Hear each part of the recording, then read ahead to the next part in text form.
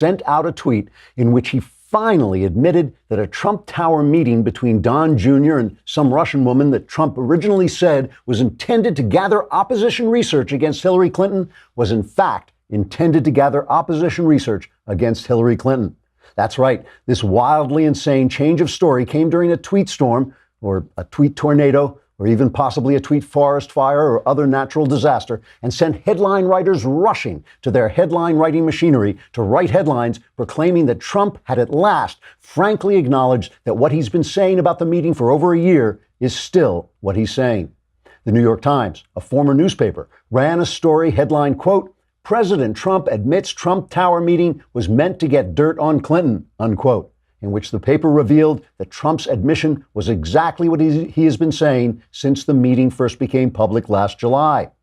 ABC News broke the big story like this.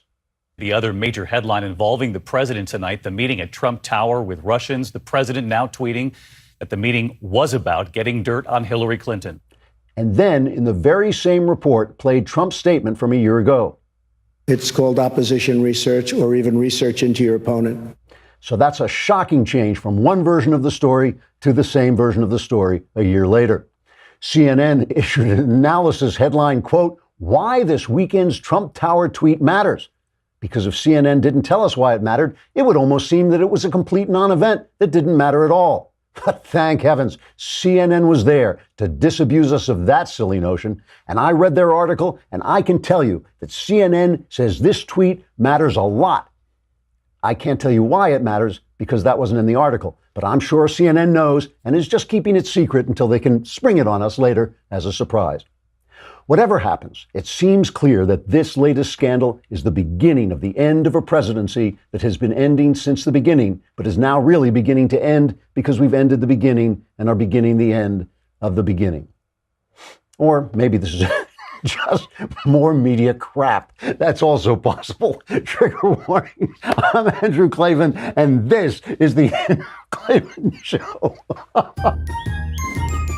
I feel hunky-dunky, life is tickety-boo. Birds are winging, also singing hunky-dunky-doo. Ship-shaped, tipsy-topsy, the world is zippity-zing. It's a wonderful day, hurrah, hooray! It makes me want to sing. Oh, hurrah, hooray! Oh, hooray, hurrah! I almost made it. I was so close. At least I'm having a good time. At least somebody is amused. Man, those guys are crazy. You know, what happened was Don Jr. came out with that story at the beginning, and he said the meeting was mostly about adoption because the woman was trying to kind of sway them on the Magnitsky Act, which Putin hates so much, or allows the president to basically freeze some assets of Russian oligarchs. And the next day, Don Jr. said, well, they asked me to the meeting saying it was Oppo research, but then all they talked about was the Magnitsky Act. So oh my God, I've got a tremendous change of story. This is a year ago, and Trump immediately said it was Oppo research, and the whole thing was just nonsense. Anyway, tomorrow is the mailbag day. You know, I saw Lindsay. She was here with her beautiful, beautiful baby. That baby loved me. I don't know what obviously carrying on the tradition of not having very good taste in men. But a beautiful baby. Maybe we can have her here for the mailbag tomorrow so she can actually say woohoo on our show. If you want to get a question in the mailbag, you got to do it today. You know, while you can, you have to be a subscriber. Go to thedailywire.com, hit the podcast button, hit the Andrew Klavan podcast, hit the mailbag. Then you can ask anything you want. Ask about your personal problems, ask about religion, ask about politics, anything you want. And my answers are guaranteed 100% and will change your life, sometimes for the better. Other times you're on your own. All right, so that's tomorrow. Jimmy Walker is coming up in the second half of this show. He has got some crazy stories to tell about Hollywood. That was a genuinely crazy interview. And we want to talk about Ring. This is a really important, Ring, because, you know, there's a lot of crime. I know in everybody's neighborhood you can always get robbed, but Ring has changed the way that people do home security. You know, well, let me show it. I'll show it to you. Here's a picture. You know what it is? Ring is a device you put in yourself. It can take pictures. It can show you what's going on when somebody's at the door. It can show you who's there. Here is a video that we have. Hello?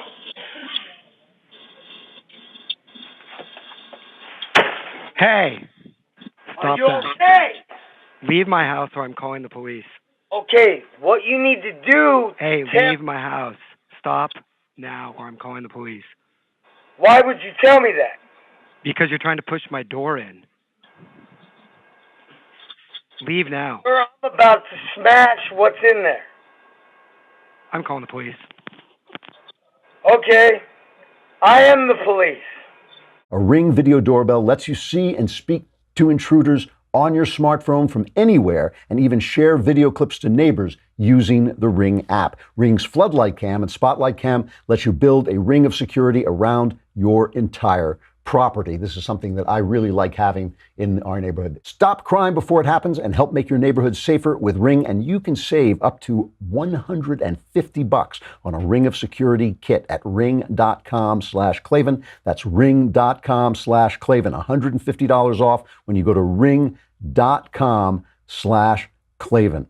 And I know what you're asking. You're wondering to yourself, wait a minute, how do you spell Klavan? It's Klavan.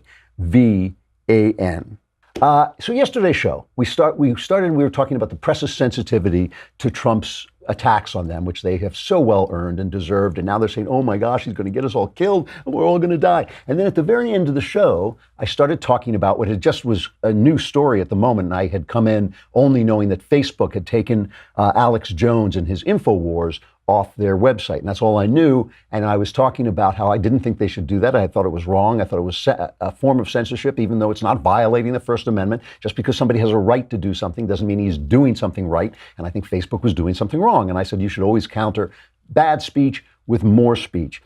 But now I've got the full story. And the full story is all the social media, all the top technology companies have erased most of Alex Jones's posts and videos from their services. So obviously they were acting in concert. They all got together. They all said they were going to do this together, and they took them off the air. And what I want to say about this is that the story about the media being attacked by Trump and this story are the same story. The reason people hate the media is this. This is the reason. Now, obviously, I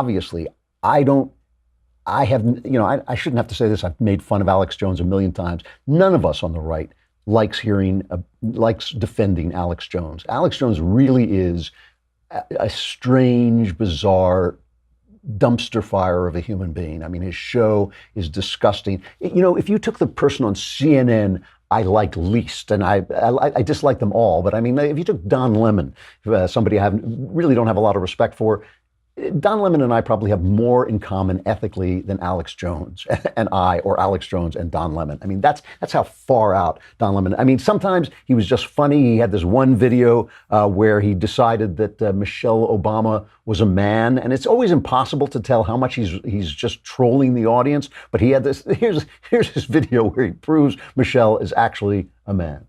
Appeared to have a very large penis in her pants. Her shoulders are wide. Her face is very, very masculine. She looks like a tranny. And so you ask yourself, are the children a beard for Obama? And, of course, Michelle Obama or Michael Obama? So that would be Michelle Obama or Michael Obama. I mean, if it weren't vile, it would be hilarious. But it is vile. I mean, Michelle Obama is a real human being. And, when you say stuff like that, it's one thing for a comedian in an act, in a nasty act to say it, but to say it as if it were some kind of news story is disgusting. And of course, when he takes that hilariously stupid stuff and then applies it to something serious like the 2012 murder of 20 little children at Sandy Hook, which we all remember. I mean, this was, is there a more tragic story than this? I mean, it's just only the numbers can be more tragic. It's just a terrible, terrible story. And he said the whole thing didn't happen. It was a hoax. They're suing him now. Some of the parents are suing him. I don't know if they're going to get away with that, but that they were actors. The kids weren't really killed and all this. Megyn Kelly had him on and just humiliated him as he deserved. You said the whole thing is a giant hoax. How do you deal with a total hoax? It took me about a year with Sandy Hook to come to grips with the fact that the whole thing was fake. I did deep research and my gosh, it just pretty much didn't happen. At that point, and I do think there's some cover-up and some manipulation, that is pretty much what I believe. But then I was also going into devil's advocate, but then we know there's mass shootings and these things happen. Some of it looks like it's real, but then what do you do when they've got the kids going in circles in and out of the building with their hands up? I've watched the footage, and it looks like a drill. So why are people? I mean, it's vile. There's no excuse for it. So why are people of conscience, including me? I think Shapiro, and if I may include Knowles as a person of conscience, I think I can. I think we can get him, just squeeze him in over that border. Why are we saying that he shouldn't have been taken off social media when it's uncomfortable for us? Nobody wants to be associated with him. We all know the left. The left has no principles, so we know they're not going to understand that we're talking about principle. Principle is what we're talking about.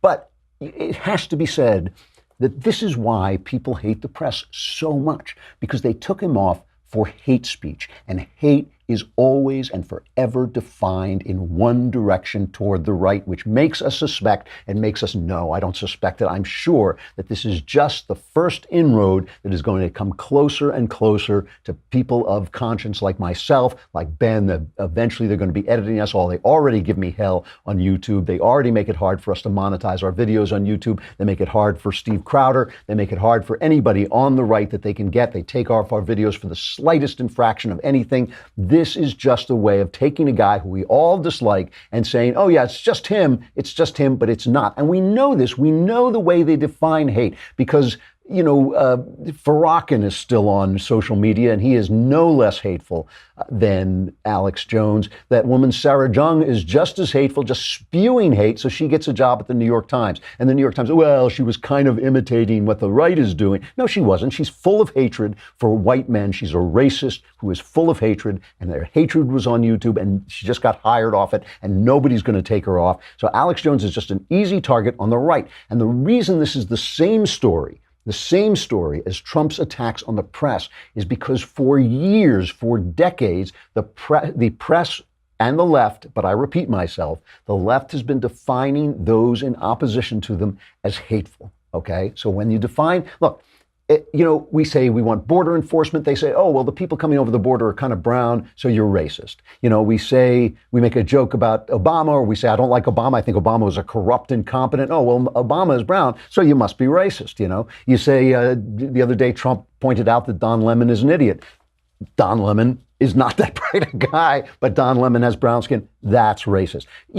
We ask questions about gay marriage. And listen, one of the things that I love about this show and I love about this audience is we've had debates. You and I, my audience and me, have had debates about gay people. The things that people have written to me have not been hateful. They have been intelligent. They have been respectful. They've been thoughtful. I disagree with some of them. Some of them we have a little common ground. But none of us is hating on people. None of us is trying to destroy anybody. We're talking about principles and ideas. The left has basically said, Barack Obama came out and said, I'm opposed to gay marriage because I'm a Christian. And everybody said, that's interesting. And then the minute he said, no, I've evolved, I've changed my mind, everybody who said what he had said a year before or the day before suddenly became hateful. That is the way the left operates. The left, because the left is trying to undermine the West. It is trying to undermine the West. It is trying to bring down capitalism. It's trying to bring down free speech. It's trying to bring down freedom. And because we love those things, and because we are those things are part of our traditions and they're in our fabric and in our blood, they have got to make it seem as if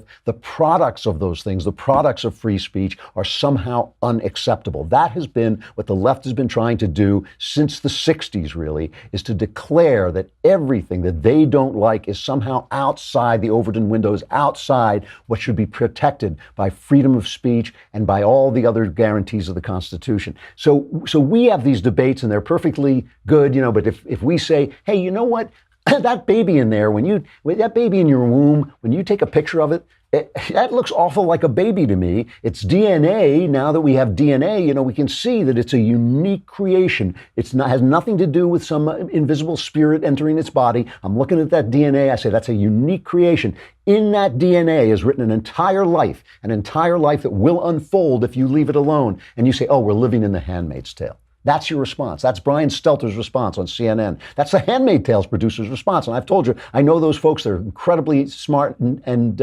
talented. But when you live among people who all agree with you, you become radicalized and you become small-minded and you get cut off from the other side of the argument. It is not hateful. It is not anti-woman to say, hey, you know what? That kid, unborn kid, is the smallest person in the room and deserves respect. So when does it stop? I mean, Facebook censored a California conservative candidate, Elizabeth Heng, because she is from Cambodia, right? Yeah, she's from Cambodia, and she talked about how her parents met under Pol Pot, one of the greatest communist dictators ever, a man who was created, who was allowed to take over Cambodia by the left, and then they blamed Nixon for it for some weird reason. Unbelievably, it was the left, the Democrats, who pulled us out of there, and Pol Pot came in and slaughtered 2 million people, which was a huge proportion of the population. And she begins her video, her campaign video, talking about how her parents met under this dictatorship. It's immensely touching, but she shows pictures of it that are shocking. Let's see it. In Cambodia, under Pol Pot's Khmer Rouge, being young and single often meant a gruesome life and likely death. They approached my father, and in order to save his life, he said he was about to be married. They asked him, to whom? He pointed to the prettiest girl that he saw, having never spoken to her before. The soldiers approached her, and she said yes. They got married the very next day. 41 years later, they're still the happiest couple I know. Great things can come from great adversity. So they ban this because it's shocking. They're not doing that if she's a Democrat. They are just not doing it. And it's hard to prove, but it's not hard to prove the double standard. Where I live, West Hollywood, they just decreed that they're going to take Donald Trump's star off the Walk of Fame because of the way he treats women. This is Hollywood, folks. And they're, is there a star on the Walk of Fame of a guy who hasn't mistreated women? No. And Bill Cosby is there, and Kevin Spacey is there, who was at least an equal opportunity mistreater. They're not taking those people up. It's all politics. It's all double. I'll tell you a story that's a real double standard. This one really gets me. The other day, Trump was teasing Dianne Feinstein because there's a story that her driver, some guy who was working for her, was a Chinese spy. Okay. And he said something like, I like Dianne Feinstein. Here it is. I have to tell you, but I don't like the fact that she had a Chinese spy driving her and she didn't know it. Okay. So Feinstein sends out 2 tweets basically explaining herself. And this is what she says. The FBI told me 5 years ago it had concerns that China was seeking to recruit an administrative member of my California staff despite no access to sensitive information. I took those concerns seriously, learned the facts, and made sure the employee left my office immediately. You want to talk about a double standard? They found a spy, a Chinese spy in her office. They told her about it. They dropped her in, side of the mouth. They pulled her aside. Let's have what the British call a word in your ear, Diane. Guess what? You've got a spy in your staff. She fires him. Years later, they think that they have some concerns about some of the people working for Donald Trump and whether they're in touch with Russia. So do they pull Donald Trump aside and put a word in his ear? Do they whisper in his ear, you know what? You know how to get rid of some of these guys? No, they start an investigation of him that is going on this day. You want to talk about a double standard? That is the double standard. And we're talking about Don Lemon. Don Lemon is so offended because Trump said that we played that interview he had with LeBron James. And LeBron James doesn't like Trump, and LeBron James is a famous athlete, so he gets to talk about the fact that he doesn't like Trump. Doesn't mean he knows anything about Trump, doesn't mean he knows anything about politics. He's a great, great athlete and a celebrity, so he gets a platform. That's the way that works. There's no reason for us to give any credence to anything he says, but Trump goes after anybody who attacks him, and Trump says, well, LeBron James made Don Lemon look smart. And of course, since they're both black, oh my God, it must be racism. I seriously think Trump is one of the least racist presidents we've ever had, because I think if he thought like that, he'd be saying, no, I shouldn't say that because it would be racist. He's just not thinking about it. The only color Donald Trump sees is him. His color is me colored. If you're Trump colored, he likes you. If you're anti-Trump colored, he doesn't like you. That's his racism. Here is Don Lemon explodes. Here is Don Lemon describing Trump supporters. Okay, so this is what we are dealing with and have been dealing with for decades, from the press, from Hollywood, from the Academy, all of them. This is Don Lemon's description, not of Donald Trump, but of people who support Donald Trump. We're up against tribalism. We're up against people who will lie, steal, and cheat, lie to their own mother, lie to themselves about what's right for this country, about truth, and about facts. If they will ignore any misgiving, any terrible deed, any awful saying, they will just ignore it for their own political purpose. They will ignore the bigotry and the pettiness and the childishness about what Donald Trump said about me and LeBron James and others, just because they want to gain some sort of political clout or they want a few more dollars in tax money. At what cost? So that's what Don Lemon, and CNN, by the way, thinks of you. Thinks of you. You would lie to your own mother. First of all, who doesn't lie to his mother? It's like, it wasn't me, Mom. I didn't know. It was my brother. Everybody lies to his mother. But that's the way he thinks of you. And here is one of the most wonderful statements. I mean, I love this stuff. Maybe I play it too much, but there's a certain delight to utter interior corruption when people are so intellectually corrupt that they don't know that they're corrupt. For some reason, it just gives me this kind of delight. It's one of the revelatory things about human nature that just kind of, I just can't stop looking at it. Lemon explains that he's not biased at all, that CNN is not biased at all. Their opinions are just true. Listen to this. This is Don Lemon on how they're not biased. You know, Chris, we don't take this lightly. When this man was on the campaign trail, we tried with every bone in our being to be objective and to report on him in a fair, equitable manner. And then when he became president of the United States, the same thing. It always gets me when people say, there's 90%, this study shows that 90% of the reports about this president are negative. But they don't talk about the things that come out of his mouth and the policies that he proposes and what he does and says to people. How are we as media to report positively on something that's negative? The president called countries S-hole countries. Oh, well, that's great. He should be calling. We don't do that. You don't call countries S-hole countries. You don't do things like that. You don't talk about people in the way that this president does. At least if you're a president of the United States, you're not supposed to. So that whole thing about the media is biased and that 90% of what we report about Donald Trump is negative, if that is indeed true, then you need to counterbalance that and weigh it against what comes out of this president's mouth and what he is doing. I love when Don Lemon talks to Chris Cuomo. It's like, it's like these two lunkheads. It's like having your bookends getting into a conversation. But Don Lemon is essentially saying, what he's essentially sitting there saying is, it's not bias, we're just right.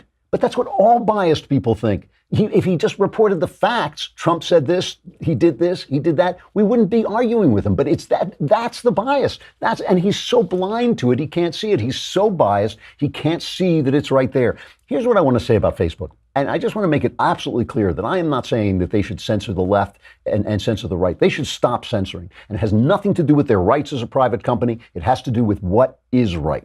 Because when you hate people, you think they're hateful. That is what the left has been doing to the right for 50 years. They've been describing our opinions as hateful. And when their opinions change, when they suddenly decide a man is not a man, if he says he's a woman, he's actually a woman. And if you don't call him a woman, then you're hateful. Then their new opinion, the opposite of their new opinion, is hateful. It's always hateful. We know all the hate in their minds is on the right, and all of it. And here's what I want to say to Facebook and to Twitter and to YouTube, all these giant corporations, because that's what they are. When the left became the party of giant corporations censoring people, I don't know, but it has happened. That's who they are now. The left is now the party of gigantic, unbridled corporations, virtually monopolies that censor people. That is the left. All corporations can be brought down. And I don't mean that in a violent way. I just mean in terms of business. I was in Rochester, New York a couple of months ago, maybe a year ago, and there was Kodak, what used to be Kodak. People who are not old enough do not remember that Kodak was cameras. That was it. When you talked about getting film, you said, get me some Kodak film. When Paul Simon wrote a song about film, it was called Kodachrome. Give me those nice bright colors. Kodachrome. Kodak made one mistake. They didn't realize that everything was going to go digital, and they were gone like that. And Rochester is the worst for it. Facebook just lost billions on the stock market. Facebook can be gone. YouTube can be gone. What I hope Alex Jones does, and I wish him nothing.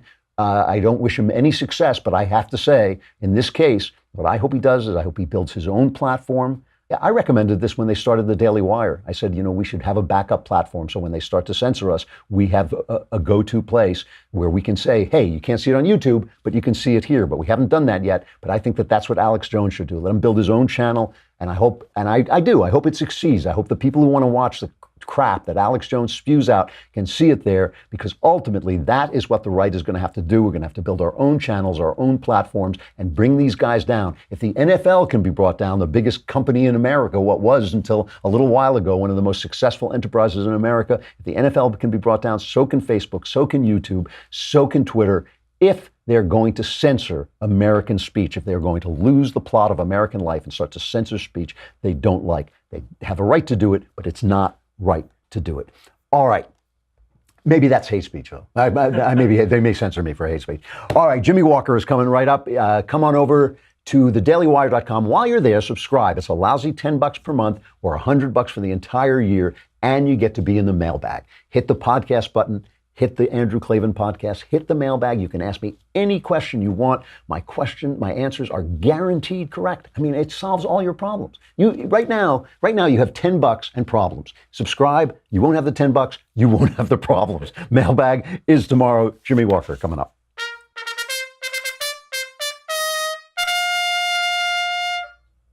All right, Jimmy Walker, you know him as JJ on the CBS television series Good Times. After the show's run ended, Jimmy stayed in the limelight with countless appearances on all the late night shows, The Tonight Show, Late Night with David Letterman, and on and on. He's guest starred on lots of shows. He is also a New York Times best-selling author. He has 2 Grammy-nominated comedy albums, and he currently has a stand-up special with Michael Winslow called We're Still Here. Michael Winslow is the guy who makes all those funny sounds. It's really amazing, actually. And this is out today. We're Still Here with Jimmy Walker and Michael Winslow is out today on Amazon, Comcast, DirecTV, iTunes, and more. Here is Jimmy Walker.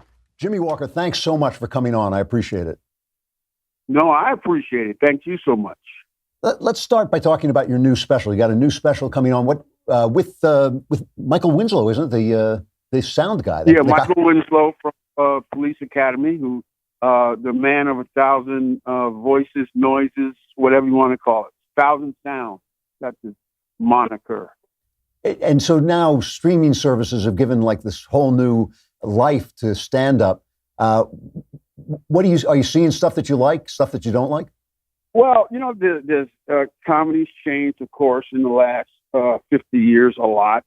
And, there's a lot of good people. I'm not one of these guys who says, oh, everybody stinks and it was better in our day. I think, the main difference, there's a couple of differences, even though there's a lot of good people out there. Language is a big situation now that we didn't have when I started.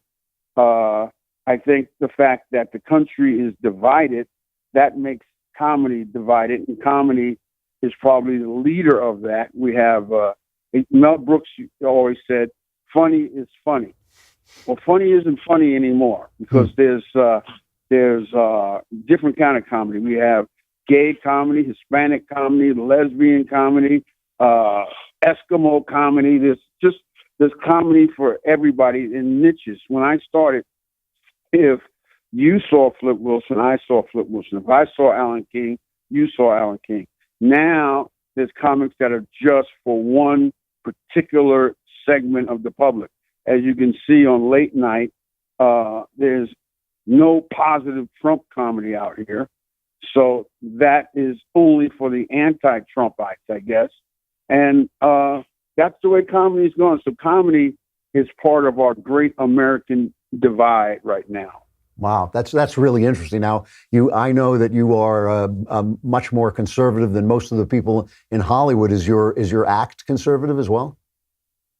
I think my act, hopefully, is funny. That's the key to it all. We try to be as funny as we can be, and that's the deal. I'm not sure, even though there's a lot of talent, a lot of good comedy, a lot of good funny people out here now, I'm not sure that that's the point anymore, is to be funny. I think the point is to make points about whatever your view may be, whether it's about women, whether it's about politics, whatever it may be about. So that's the point, I think, that I can gather that a lot of people are doing. Yeah, no, it seems that way to me too. I mean, I think it is remarkable how quickly. I mean, it's remarkable to me that you can't watch late night comedy if you're a Trump supporter. You can't watch late night comedy without being insulted. There's not one show that won't insult you. That's kind of wild. I think that's the way they're going with that. It's the anti-Trump thing. This is the strongest anti thing I've seen since the Vietnam War. Yeah, me too. There's not a positive word to be said, no matter what the facts are, one way or the other. I mean, whether you're a Trump person or not, he's done some good stuff. He's done some bad stuff. But if you listen to late night, you would think that the guy is just destroying everything. And the civility in the country is minute. I mean, the fact that Sarah Huckabee Sanders can't go to a restaurant with her family, and the fact that somebody like a Maxine Waters goes, you should attack these people at every turn of the corner. I've never seen the uncivil behavior like we have it now. Yeah. Now you made your bones in the 70s really with the Good Times, a Norman Lear show about a black family. How do you feel the representation of blacks on screen has changed over that time when you look at, say, situation comedy? Well, I think that we were the first and last poor black family. I want to put that poor black family that was on TV. People complain in terms of in their black community so much that you will never, ever, ever, never, ever see a poor black family on television again. And most shows, again, through comedy, will be pointed one way or the other. Like the name of our show was Good Times, which is fun. And now the biggest minority show is Blackish, which is aimed basically at a certain crowd. And I think we had universal situations. I think their thing is, and I'm not saying it's bad. I'm happy that Anthony Anderson and all those guys are working. We want people to work and make a living, and that's really important. But I don't think we're at the point now that we are even aimed at trying to be all inclusive. Like if you watch BET, I did a show called Hollywood Squares in the old days. Now BET is doing hip hop squares.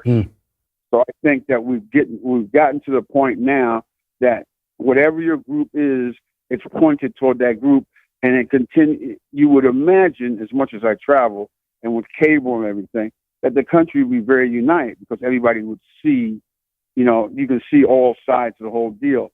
It's not that way. I think since I've been traveling since 70, the country is more divided, more racially divided, more economically divided, more democratically and Republican divided. And I think that's what's happening. So I think, in my humble opinion, and very humble it is, that we're coming to a very bad point in this country, and there is literally no way to stop it. People say, well, what's the answer?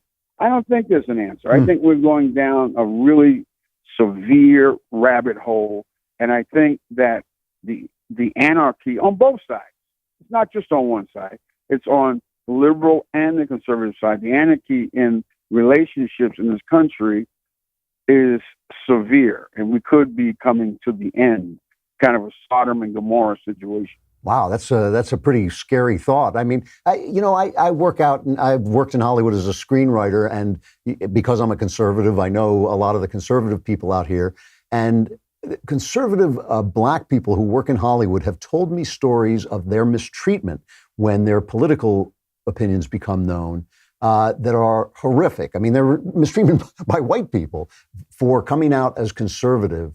Have you experienced that? I don't know. People tell me that, and I go, gee, I never really even thought about it like that, but it could be possible. I never really even thought about it until some friends of mine brought it up. You look at people like Larry Elder, and he is, I guess, among the point people of it, and he takes a bad hit.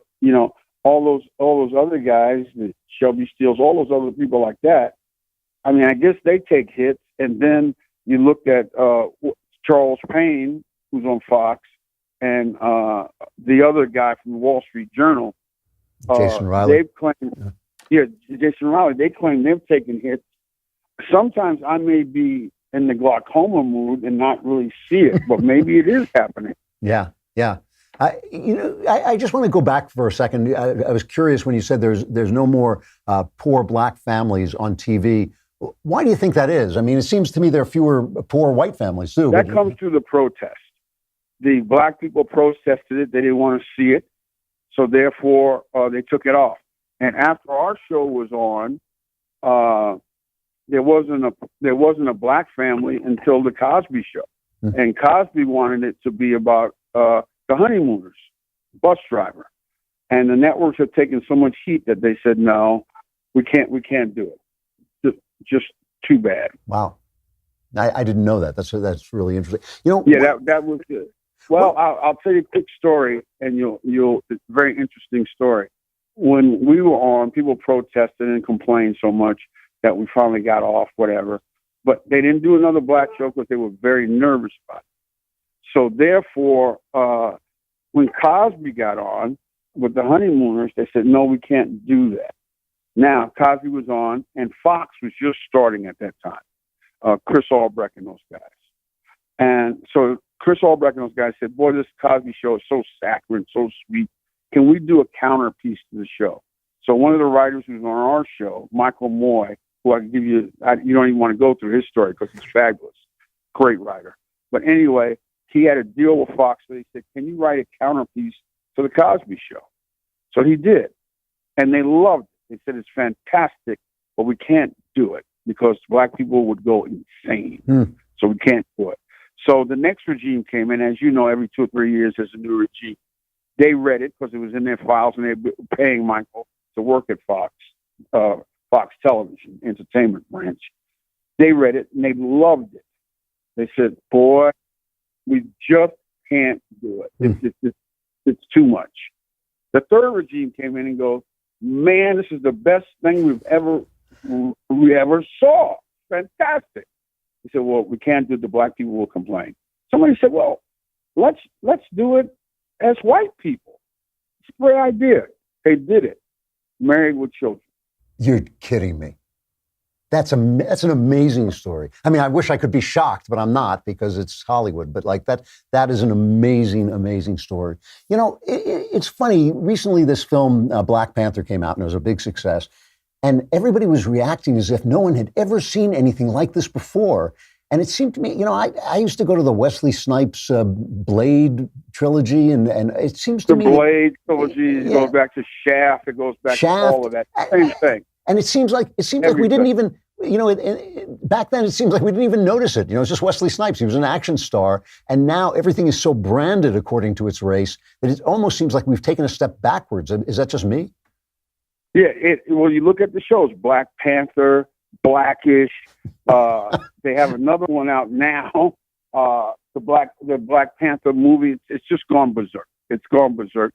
And I just think, like I said, the races are so divided. Everybody's like, you'll never see basically a black bad guy. You know, you got Denzel Washington with his thing, but he's technically not a bad guy his thing. The way it is now is every black person has to be a good person. And we all know there's a lot of good black people. There's no doubt about that. But there's some bad black people too. And you can play gangsters and do that. That's the difference now that you were talking about the blaxploitation movies against the Black Panther movie. The blaxploitation movies had bad black people in it. And it gave people roles. They did things. Look at any Clint Eastwood film or whatever. You always see crazy black people. I mean, to show you how things have changed, if you watch the first Dirty Harry movie, and which most people did who are of our bracket, age, whatever, there's a line in there that you could never, ever do now. That was one of the highlights of the movie. And that's when he has the shootout when he's coming out of the hot dog stand. And he starts shooting people and he wounds one guy. And that's when he does his gun line about this is a .357 Magnum, the biggest thing. So the guy puts down his gun, and as Dirty Harry's walk away, the guy says, "I got to know." And if you did that line nowadays, there would be such an uproar.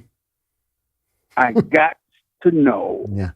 Never ever could you do that line now. Ever. Wow. Yeah, yeah.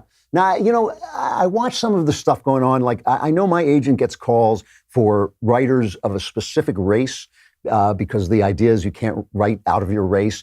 And I know, for instance, when Will Smith didn't get nominated for Concussion and his wife made a fuss about it, suddenly there was all this talk about the Oscars being too white, which actually statistically wasn't true. Let me tell you something, my friend. Every year from now on to the end of our existence, you will see black people nominated. Right. That will never, ever happen. I don't care what it is. They will get nominated for, if it's Urkel, he'll get nominated because they don't want to hear it. So there will always be black people nominated for something, so you'll never see that again. So that was a slip up on their part, and they don't want to hear it. But doesn't that devalue the award? I mean, doesn't that mean... They won't allow that to happen. Yeah. They'll keep saying how great it is. Yeah. And if you're a black woman disabled, look out. You're the winner. It's nuts. It's nuts. Well, I'm really looking forward to your special. Where can people see it? They can see it on DirecTV. They can see it on Comcast TV. They can see it on Amazon TV. It is on all streaming devices. You can pick it up. It's called We're Still Here, which is based on age also, because Michael and I are a little older. So we had a very difficult time, 20 years to be exact, to get our special. And we're here. Yeah, great. Well, I'm looking forward to it. Jimmy Walker, thanks very much for coming on. I appreciate it. Hey, thank you, my friend.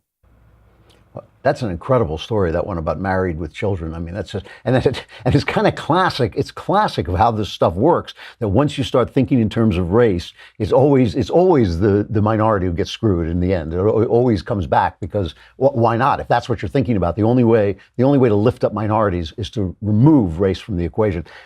Sexual follies.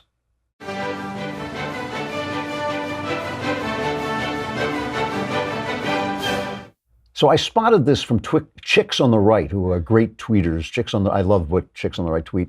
It's from a woman on YouTube called Slumflower. No chance of her getting banned on YouTube, but this is a truly important movement of our time, saggy boob pride. I think that all of us can get behind, or maybe I guess we'd have to get in front of, saggy boob pride. Let us play Slumflower's demands for respect. There is definitely a lack of representation of different looking boobs. We only ever see perky boobs. The woman in the picture, normally she's wearing the bra, she's posed like this, and her boobs are just sitting up. And when I wear the bra, I'd be like, I'm still saggy, I don't look like the woman in the picture.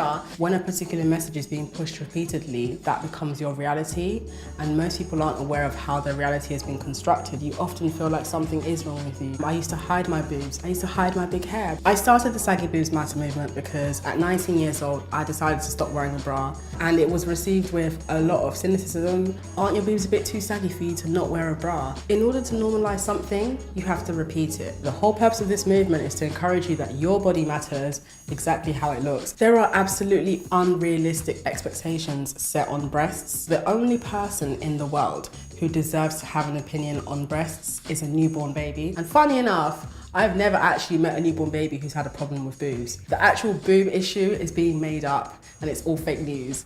So there's somebody who calls himself fourth wave madness, or herself, and this is how she describes this. When you completely run out of things to complain about, just look for something you don't like about your physique, then blame men for not liking it, then make a movement to fight back against those mean men. Then over-accentuate that body part and shove it in everyone's face until they love you and applaud you. Hashtag feminism. It is a sad, sad state of affairs. But listen, I'm for all boobs. I'm for all boobs, even the boobs who were reporting on CNN.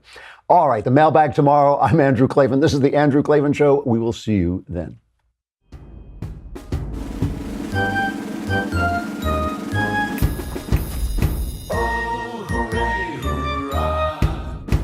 The Andrew Klavan Show is produced by Robert Sterling. Executive producer, Jeremy Boring. Senior producer, Jonathan Hay. Our supervising producer is Mathis Glover. And our technical producer is Austin Stevens. Edited by Emily Jai. Audio is mixed by Mike Cormina. Hair and makeup is by Jesua Alvera. The Andrew